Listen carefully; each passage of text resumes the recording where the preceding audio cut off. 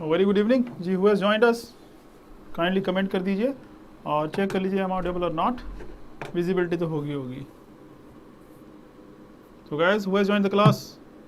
Come on, so we can start the session and today we'll be discussing the early phase of Gandhi ji और जो उस time जो दूसरी चीज़ें हुई हैं along with that Gandhi ji के फेज में initial phase of Gandhi ji, not the entire phase I'm talking about only from 1915 when he arrived in India from South Africa till 1920. All right, चलिए बात करते हैं। So early phase of Gandhi ji बात करते हैं।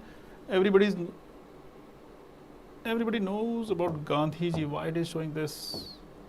It shall not show this. चलिए, गांधी जी का emergence, you people know very well about Gandhi ji कि Gandhi ji spend a lot of time in South Africa. Okay, was join. अब मुझे आवाज़ आई आपकी। Pallavi is there, Apoorva, Meenakshi, Mayank, Deepika. चलिए, thank you so much. Message late पहुंचते हैं मुझे लगता है, मुझे नहीं पता लगता कौन कौन आ चुका है ना। सभी को पता होगा, किसी को पता है गांधी जी किस डेट को आए इंडिया? 1915 तो सभी को पता है। What was the day? क्या तारीख थी? बता दीजिए कमेंट करके, फिर मैं बता दूंगा, हम उसको एक्सप्लेन भी कर लेंगे।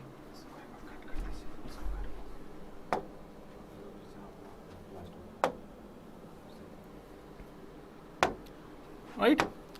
सो गांधी जी अफ्रीका में करीब 20 साल लगा के आए वहाँ पे, है ना।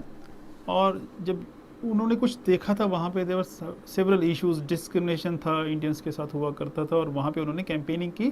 और जो उनका सत्याग्रह वाला कॉन्सेप्ट है ना, वो वहीं से स्टार्ट हुआ था, है ना। जो आइडिया ना सत्याग्रह, वो वहीं से स्टार्ट हुआ। चलिए, और उसने वो टूल यहाँ पे भी यूज़ किया। चंपारण, खेड़ा, अहमदाबाद जो इवेंट्स आप सुनते हैं, उसकी हम बात करने वाले हैं। राइट।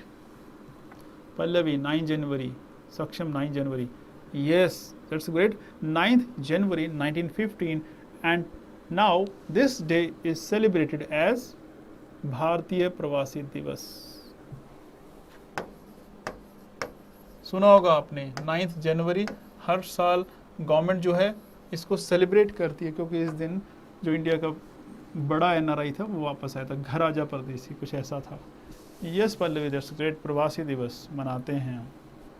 वो करंट अफेयर्स के पूछ रहे थे ना, वो भी चेक कर लेना कि ये किसको मिले इस बार अवार्ड। प्रवासी भारतीय दिवस में अवार्ड मिलते हैं हर बार, तो ऐसे पढ़ लिया करो ना, और क्या है। Newspaper is the best thing for you guys. चलिए, अब गांधी जी का जो साउथ अफ्रीका में एक्सपीरियंस था, तो वहाँ कुछ क्या फैक्ट्स हैं जो हमें पता होनी चाहिए। बाकी तो स्टोरी है, हमें ज़रूरत नहीं है स्टोरी पे जाने की। कि नंबर 1 दिस, कि जो मासेस है, Gandhi realise this in the South Africa कि masses has immense capacity, they can do wonders अगर वो यूनाइट हो जाएं तो। अब उसको कंपेयर कर लीजिए इंडिया से। What was happening in India that time? There was a Congress in India, and who was leading? It was the moderates who was leading the Congress. But था क्या? They had no faith in the masses. There were some people who were educated and they used to campaign among themselves only, कि educated हैं, educated को समझाते थे, and they wanted to educate, politically educate other persons, है ना। ऐसे कुछ था। बट जब तक लोगों का पार्टिसिपेशन नहीं हुआ इंडिया में, nothing was achieved, because the moderate phase remained from 1885 to 1905, कितना, रफली 20 ईयर्स। उसके बाद जो फेज है till the arrival of Gandhi ji 1915, कितना फेज हो गया? अगेन रफली 10 ईयर्स। तो total is been 30 years. 30 years में what was achieved? Almost nothing, कुछ नहीं हुआ था। सिर्फ यही हुआ था, स्प्लिट हुआ था, पार्टीशन हुआ था। बंगाल का पार्टीशन हुआ, हिंदू मुस्लिम का डिवाइड हुआ, and the Congress were partition. It was divided into 2 groups, the moderates and extremist by the Britishers themselves. तो ये हुआ है।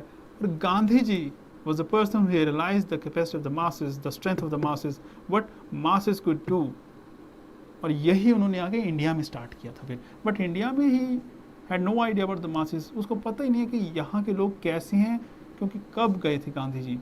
जब वो यंग थे, एक यूथ थे जो स्ट्रगल कर रहे थे अपनी लाइवलीहुड के लिए उस time. He was not a pro, he was a barrister, but not that kind of barrister जिसको आप कहें कि one of the biggest barrister, the highest, एक बड़े फेम का barrister. No, he was not.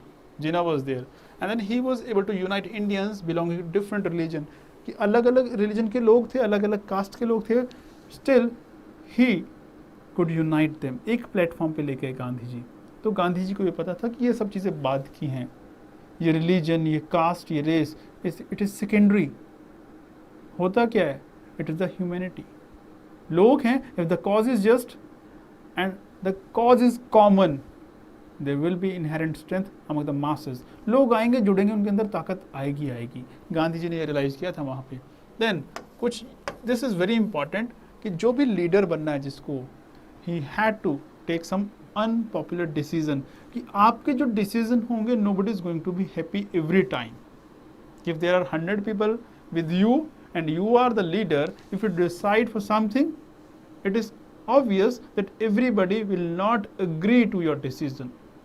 Maximum कितना होगा, 60-70 लोग मान जाएंगे, 20-30 लोग हमेशा ऐसे रहेंगे जो आपके फैसले से खुश नहीं होंगे। घरों में यही होता है आज भी। अगर पेरेंट्स कुछ फैसला लेते हैं, बच्चे हमेशा खुश नहीं हो सकते और हो भी नहीं सकता। आज गवर्नमेंट अगर कोई फैसला लेती है तो सारी पॉपुलेशन, इंडिया के सारे इंडियन सिटीजन जो हैं, they will not be happy. कुछ को अच्छा लगेगा वो डिसीजन, कुछ को अच्छा नहीं लगेगा, ये हमेशा रहेगा। This was realised by Gandhi way back in that time when he was in Africa. क्योंकि इंडिया में आके when he was leader, he took such decisions which were not popular.